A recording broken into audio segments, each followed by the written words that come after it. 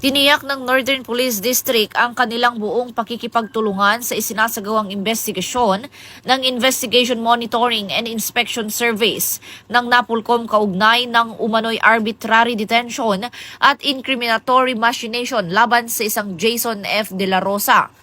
Ayon sa NPD, isinumite ang lahat ng kaukulang dokumento at ebidensya mula sa inisyal na pagsisiyasat upang matiyak ang ganap na transparency at accountability. Bilang bahagi ng agarang aksyon, epektibo noong Agosto 5 ngayong taon, inalis sa kanilang pwesto ang Substation Commander ng Substation 2 at iba pang kaugnay na tauhan. Isinuko rin ang kanilang mga service firearm at pansamantalang inilipat sa NPD District Personnel Holding and Accounting Section habang patuloy ang isinasagawang criminal at administrative proceedings. Iginiit ng NPD na nananatili silang tapat sa prinsipyo ng disiplina, integridad at pananagutan sa kanilang hanay.